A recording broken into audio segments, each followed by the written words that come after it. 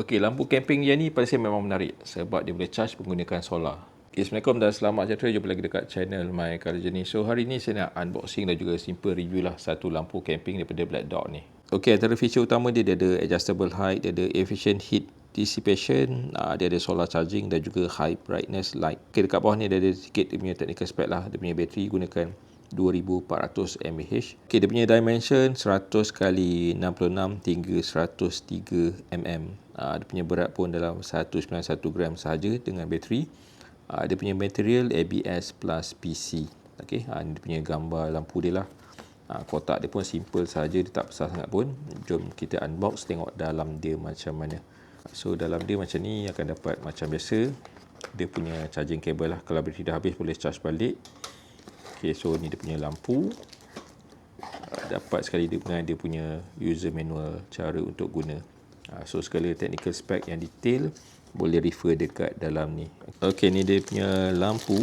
Lampu dia simple je. Dia punya design dia minimalis macam ni. Dia tak besar sangat. So masih lagi compact lah. Nak bawa pun senang. So dia punya lampu jenis plastik lah. Dia bukan kaca. So dia sangat durable. Depan ni dia ada logo Black Dog. Dekat atas dia ada satu solar panel. Dan dia ada satu tangkai yang boleh dilipat lah. So nak simpan boleh lipat. So kalau nak gantung boleh buka macam ni. Okay. So dia ada satu hook dekat sini.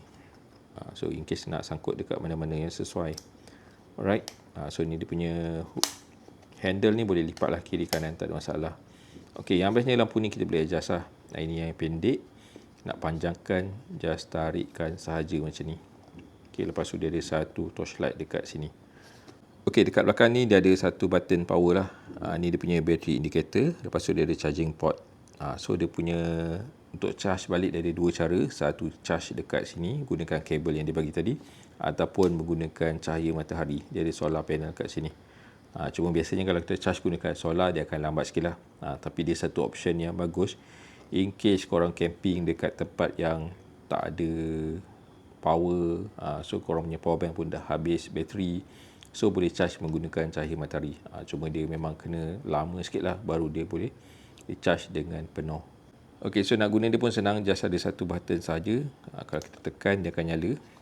Ok, so ini lampu putih. Dia ada battery indicator kat sini. Ok, dia ada 4 lampu. So kalau tekan lagi sekali dia akan off. Ok. Ok, nak guna lampu ni dia simple je. Dia straightforward saja. Dia just ada satu button. So kalau kita tekan, so ini yang paling terang lah, lampu putih. Ok. So kalau tekan lagi sekali dia malap sikit. So ini dia blinking. So ini dia ada lampu kuning.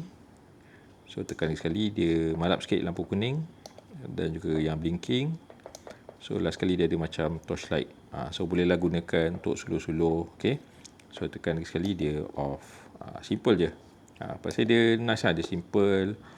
Dia tak susah. Dia tak complicated lah. Dia punya cahaya pun pasal dia agak terang juga.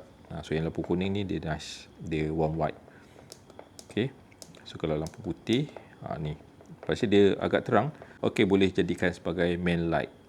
So kalau kita nak gantung bawah kita punya fly sheet ataupun dalam kemah, dia sesuai. Kalau nak tidur boleh gunakan lampu yang kuning lah. Yang ni yang malap. Okay. So yang ni yang paling malap lah untuk lampu kuning. Cahaya dia cantik. Dia punya ambient tu memang nice. Lepas tu yang bestnya kalau bateri dah habis dia boleh charge balik menggunakan solar. So yang ni pun kita boleh simpan balik macam ni. Cuma dia nampak kecil sikit lah. Kalau kita tarik dia lebih terang lah. Dia punya cahaya dia pun dia lebih menyeluruh kalau gunakan yang panjang macam ni. Ok, dia punya ketahanan bateri dia ada tulis kat sini. Dia punya ketahanan 4 jam hingga 12 jam. Bergantung pada mod yang kita gunakan. Ok, so overall pasal lampu ni nice lah. Dia simple, mudah digunakan. Cahaya dia pun cantik. Lepas tu dia boleh charge menggunakan solar. Harga dia pun tak mahal sangat. So kalau korang berminat boleh dapatkan dekat link.